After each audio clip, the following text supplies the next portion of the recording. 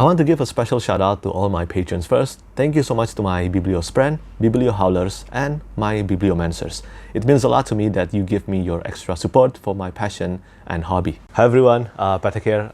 Today's video will be the last review on my booktube channel this year. Of course, I mean this is December and it's almost the end of 2023 already. And as promised, I will be doing a book review of Demon in White by Christopher Ruocchio. I think many of you know now that I absolutely love this series, and I think this one is an absolute masterpiece. Demon in White is a genuinely epic space opera fantasy at its paramount ship.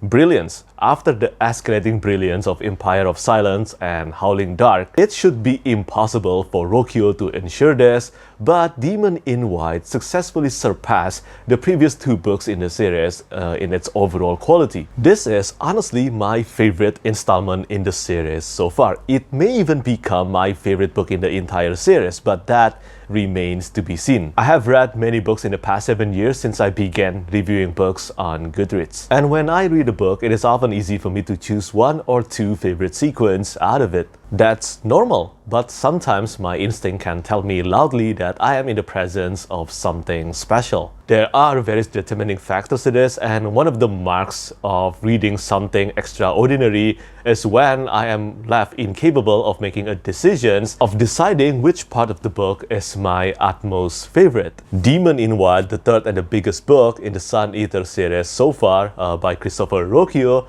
has achieved this rare phenomenon with finesse. Despite its close to 300,000 word long size, the book earned its every page count. And in return, I am at a loss again on how I should review this sci-fi masterpiece, but I will try to do it justice. It is no wonder so many readers, all of you, told me that I would love the heck out of Demon in White. And once again, all of you were spot on with your recommendation. With the first three main novels in the Sun Eater series being included in my list of favorite books, Ruocchio has scored a hat trick, and he has become one of my auto-buy authors. For almost 100 years since the events of the Howling Dark, Hadrian Marlowe and his comrades engaged in war against the Celsin, a vicious alien race bent on humanity's destruction. And there is a rumor of a new emerging king amongst the Celsin. This one is not like the others. It does not raid border world territories, preferring precise, strategic attacks on the human empire. To make matters worse, a cult of personality has formed around Hadrian, spurred on by his legends we readers witness in Howling Dark. Men call him half-mortal. Hadrian's rise to prominence proves dangerous to himself and his company, and caught in the middle, Hadrian must contend with enemies before him and behind. Above it all, there is the mystery of the Quiet. To learn more about the Quiet has always been Hadrian's goal, but the key to Colchis, the only place in the universe where Hadrian might find the answers he seeks about the Quiet, lies in the hands of the Emperor of the Solan Empire himself. I did read Queen Amid Ashes novella and Tales of the Sun Eater Volume 1 first before reading Demon in White, and I recommend you to do the same if you have read the series up to Howling Dark. Even though they are not required reading, I do not consider most of the stories in Tales of the Sun Eater Volume 1, the first collection of short stories in the Sun Eater, as necessary to be read before reading Demon in White. But with such a huge time jump between books, it is worth reading at least Queen Amid Ashes novella and the Demons of Arae short story in the collection to see a few among many missions Hadrian and his company undertook in the time jump between books. On its own, The Demons of Arae is an alright short story. It felt like a missing chapter of Hadrian's chronicle in the Sun Eater series, but I am glad I have read it. Reading The Demons of Arae first gave a quick and deeper context into the new form of the Celsin, and readers can reap the benefit immediately in the first part of Demon in White. As much as I love Empire of Silence and Howling Dark cover to cover, I did mention there were small sections in those books where extra patience were required. In Empire of Silence, it was the beginning of Hadrian's time in Borosevu. In Howling Dark, it was the first 100 pages where Ruocchio brings the readers on what has happened to Hadrian in the past 2 decades time gap between books. Demon in White did not encounter any of these issues. For me, every page was thoroughly compelling. And this is a pleasant surprise because Demon in White actually begins with The biggest time jump, one of the biggest time jumps I have ever read in a sequel of the same series. Almost 100 years, and yet it leads to the strongest and most exciting first quarter in the series so far. How could it not be? Demon in White starts with Hadrian's first arrival in Gododin. Yes, Gododin. The location of the galaxy-changing event the Sun Eater will commit. In the future, Hadrian constantly noted since the first pages of Empire of Silence, the endgame of the Sun Eater series. Additionally, two new characters, Lorien Aristides, his surname is most likely a homage to Paul Atreides from Dune, and Udax from the newly introduced race named Ichtani, have earned my emotional investment quickly and gradually more with each page turned. Lorien Aristides specifically reminded me a lot of Sandan Glokta and Tyrion Lannister, some of the most well-written characters of all time. And then, 150 pages into Demon in White, readers are plunged into a 70-page long, intense, and exhilarating action sequence against Iubalu, one of the Cielcians Vayadan, titled Battle of the Beasts. From this confrontation, I knew crystal clear Demon in White would receive at least a 4.5 out of 5 stars rating from me. I was wrong about this. It is difficult to comprehend how Ruocchio supplied the narrative in this book with such efficiency and effectiveness. With each book read in the Sun Eater series, I repeatedly feel more impressed by Ruocchio's ascending talent as a storyteller and writer. His versatility in the art of storytelling is simply astounding. Compared to the previous two books in the series, and this is saying a lot, Ruocchio successfully included more pivotal events in Demon in White. There were no parts allocation in Demon in White, but the unmarked 5 parts of the book felt like reading an entire amazing duology or trilogy packed into one tome. Ruocchio's aptitude for navigating multiple geographies of storytelling continues to inspire me. For the first time ever in the series, the narrative in the Sun Eater series is embedded with high stakes, murder mystery, and thrilling political conflicts as well.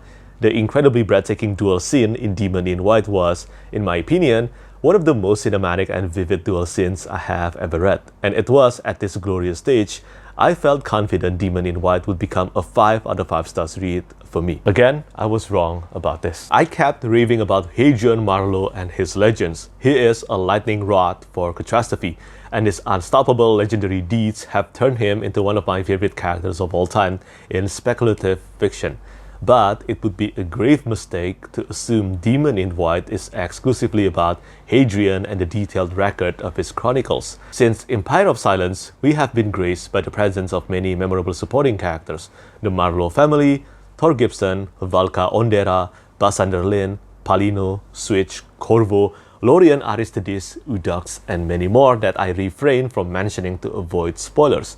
And Hadrian's character development, actions, and influence on all of these characters and vice versa is an irreplaceable strength of the Sun Eater series. And Demon in White is not only about the war, betrayal, violence, and devastating conflicts. It's not all doom and gloom. If that were the solitary content, Demon in White would not become the masterpiece I perceive it to be. It is precisely due to the well-balanced contrast and variety in the tale that Demon in White became such an immensely tremendous book. The sense of camaraderie, hope in the ugliness of the world, and the repose and the calm moments felt emotional, unforgettable, and bittersweet. The camaraderie and how time not only heal but also ruin depicted in Demon in White is the finest in the series so far. A reunion with an important character, the echoes of laughter and happiness, all of them tug at my heartstrings. As my journey to read more and more fantasy and sci-fi books resumes, feelings of sadness and longing ignited through a narrative are comparatively more infrequent now. And this is why I am more appreciative toward a book or a series that can conjure this kind of emotion in me. The same notion is applicable to plotting predictability as well. Do not get me wrong here. More than unpredictability, execution matters more to me. This is why the same tropes and a similar brand of story can be retold time and time again to incite great effects in readers. It all depends on the way it is written, but still, to encounter and consume a story that allows me to constantly feel completely immersed while failing to guess where the story will go is a fortune.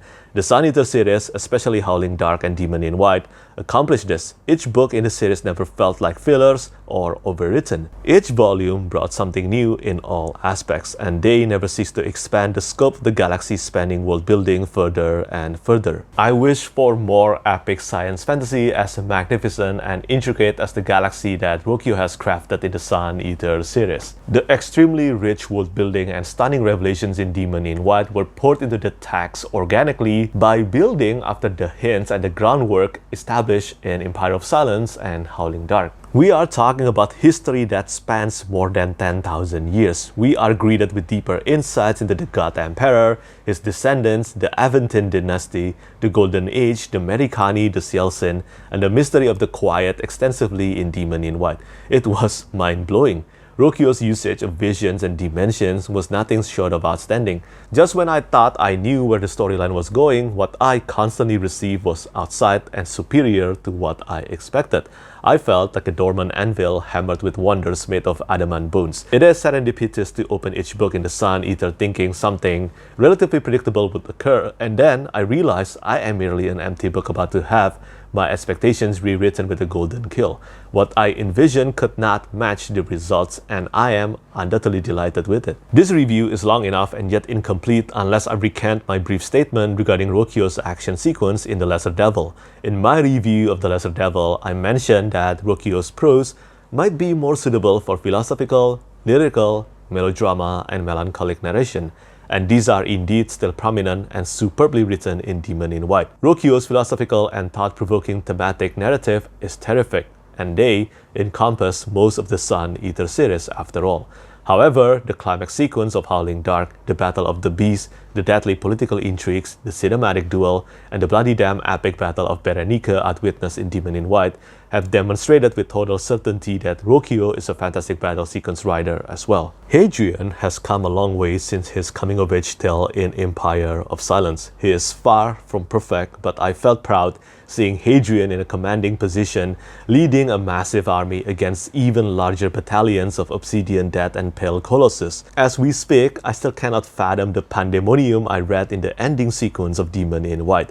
The fantastical element is eloquently infused into the space opera genre, and the scale of the 150-page climax sequence was ridiculously epic in scope.